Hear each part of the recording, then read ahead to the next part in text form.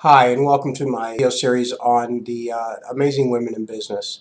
Here's an interview I did recently with Katherine Ambrose, an amazing woman in business as a real estate agent in Wichita, Kansas. I hope you enjoy. Thanks.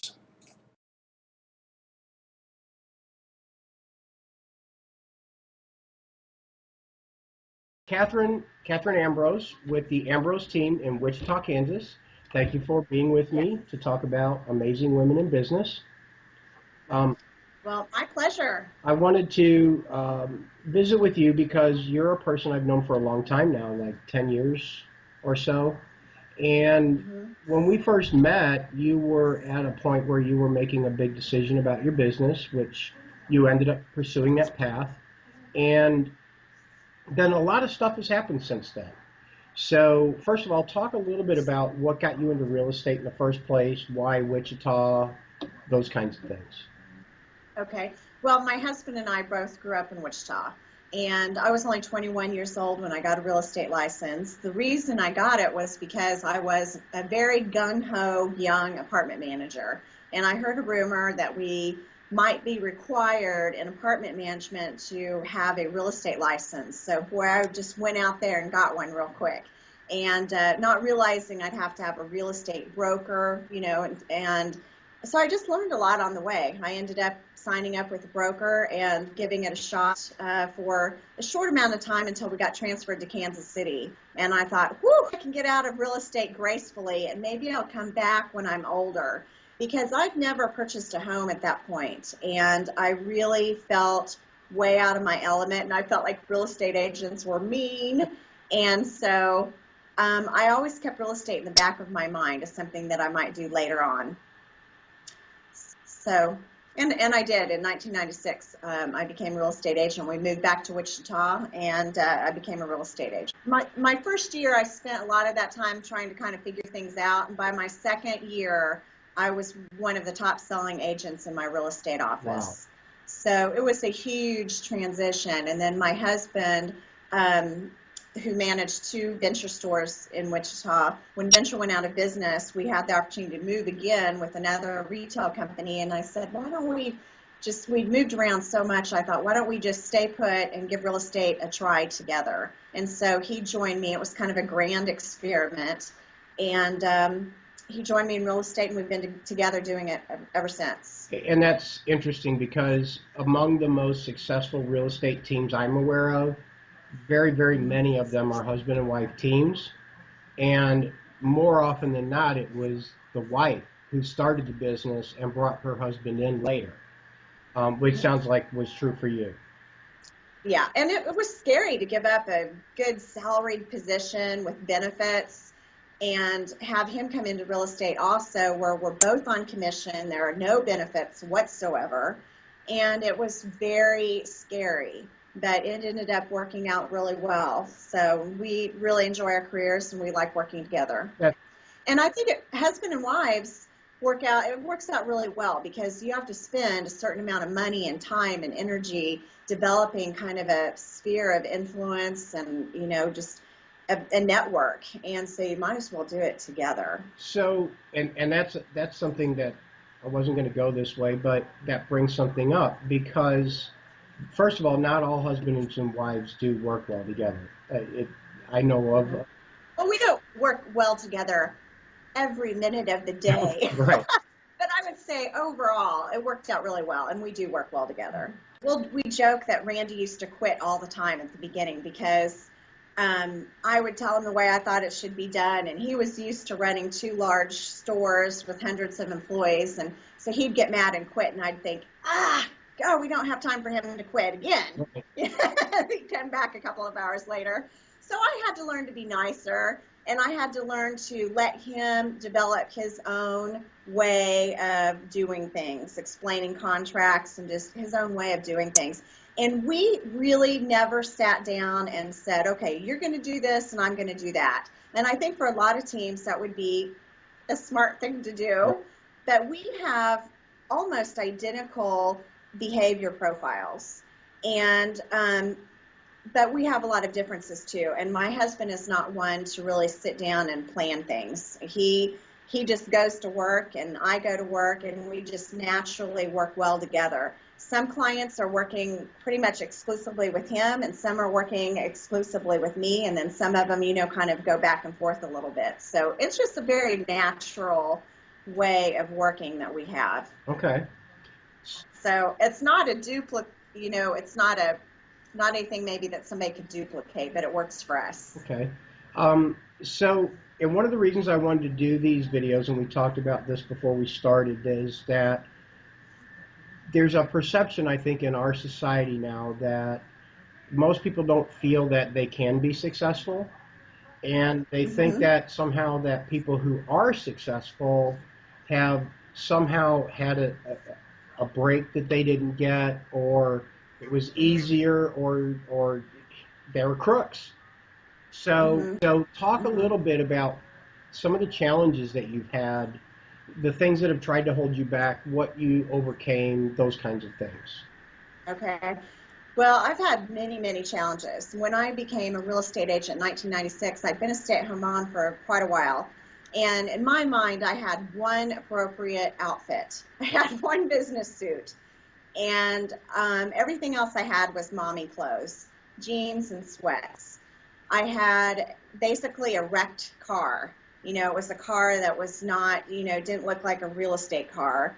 And in Wichita, that's really not necessary. I know in a lot of cities, people drive expensive cars. In Wichita, you don't have to do that. But it really probably shouldn't be like creamed on one side. Right. So, and I was very intimidated by the fax machine. For one thing, I remember going through the office with my broker, and she pointed out the fax machine. I almost started hyperventilating. I mean, it just was so foreign to me, because the last time I'd been working was apartment management, and there was no such thing as fax machine in my office. So I didn't have a lot of self-confidence at first, and I don't know if maybe she was surprised how successful I became and how quickly I became successful in the office, because I had nothing, nothing.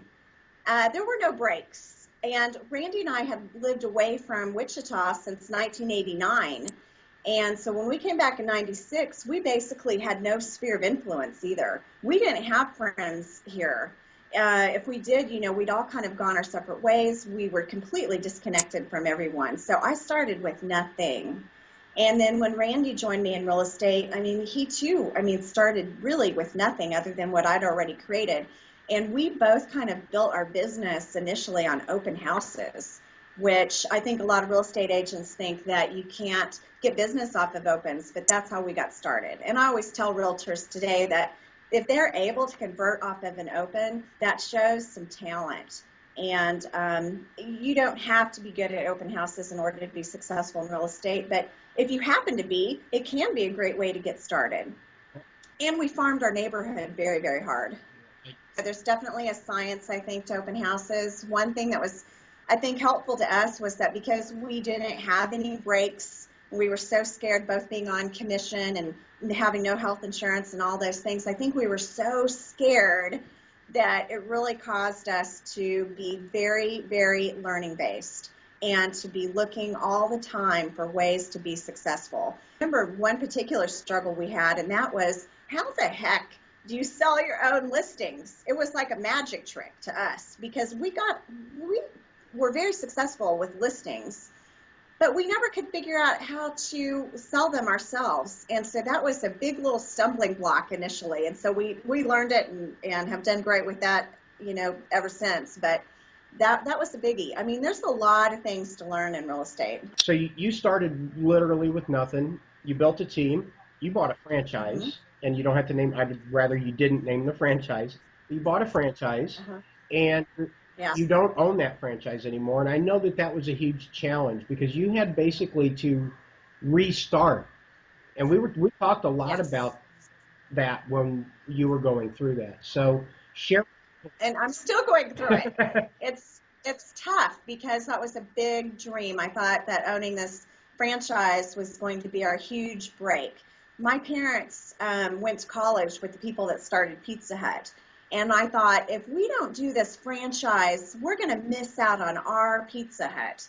And you know, I think my parents missed out on a couple big opportunities, Pizza Hut being one of them. And so to me, it was such a big leap to buy a franchise, and then we bought another one. We worked with several investors to put the money together. I feel like I basically willed them into existence, and it all ended up very disappointing to me. And we were selling 140 houses a year. We were, you know, hitting stumbling blocks and you know, kind of learning along the way. And I think that if we would have just pushed through, we would have been able to handle this shifting real estate market much better, and we wouldn't have had to rebuild our business. We basically killed off our business to a large extent in order to start the franchises, because we were so well known in the real estate industry here. I felt like it was a huge, it made it very hard to recruit real estate agents, because there were rumors going around that, oh, if you go work for that company, you're going to be working for Ambrose team, or you're going to be on Ambrose team. Right. And so we just kind of shut off our marketing. That wasn't very smart. No. But you guys have really recovered from that, at least in your business. Your business is back to a growing state, is it not? It is. I mean, we're gaining momentum, although our market is challenging. We've got good listing inventory. We're seeing, you know, some of our listings go under contract here in just the last couple of days. We have a good reputation for being the realtors to call if your house doesn't sell the first time around. So we list a lot of homes where we're the second or third agent on the job. Maybe they've been trying to sell for 2 or 3 years, and we come to the rescue and hopefully get it sold in 51 days. So that's a biggie for us. We were even number 7 on a house last year. So that was a lot of pressure, but we sold it immediately. And I sold it off of an open. I met some people at an open house, and I said, I know exactly the home for you. And they had a distressed situation on the home that they were currently in. And I said, oh my gosh, I'm so glad you walked in here, because my husband is the best person in the city in handling a distressed mortgage situation. So he got them out of their old house, and they bought our listing, another home that I knew was perfect for them. And you're coming from with a servant's heart. You approach it from, is there a need that I can help you fulfill? I think it's much more fun that way, you know, when you are helping people solve issues in their lives. And I think that, you know, people can tell when you're in it to help them, rather than, you know, I wouldn't want people to think I was in it for the commission. I'd be very disappointed if someone thought that. Well, and probably because you're not, you project that you're not. I think people probably get that when they first meet you. I have one question that I'd really love to ask. If you were to mentor a young woman just coming out of high school or college on a career path to success, whatever the field was, what are the 1 or 2 or 3 things that you think would be most important for her to know? That's a really great question, Phil. I think that a young woman like that would have unlimited opportunity, that self-confidence is the biggest thing you can bring to the table, and to look for mentors. You know, I was in a group called Star Power Club, which was basically a lot of the top agents around the country that just would get together once a year and share all of their best ideas. And that's the way I love to learn, is learn from other people and how they've had success and what failures they've experienced. And I always like to think, don't struggle too long trying to figure something out. Somebody has your answer. Pick up the phone and call them, Skype them, something.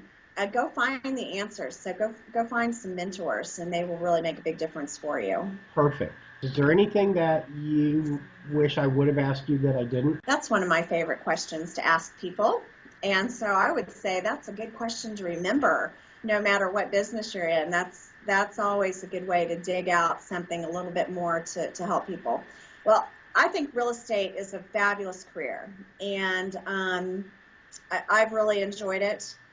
We've been going through several challenging years, and I think that it may be a while before it really comes back, but a lot of it is kind of up to us as individuals and how we apply ourselves. And I'm so excited about video right now. I think that video is a huge direction that we're going to be moving, and so I'm just proud of ourselves for, exploring with Skype and some of the different social media out there, and trying to get a little bit ahead of the curve and learn what we can about video. Yeah. I'm going to be a little old lady selling real estate probably, unless my life takes a completely different turn. But I'm thinking that, there's children out there that are playing with their friends, making videos, doing little fashion shows and putting on makeup or demonstrating their skateboarding skills. And they are making video, and they're going to be joining our industry. And so it's a good thing we're getting a little bit of practice in. Keep up with the youngsters. That's You know what? right. Not all of them are going to want to be real estate agents. Some of them will be consultants They that we can aren't? hire. Yeah. Hire to your weaknesses.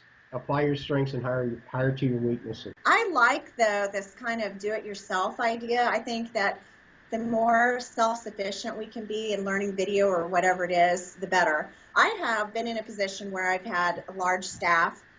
Today I have no staff. And I think it's kind of a good thing for me that I am needing to learn how to do a lot of these things myself.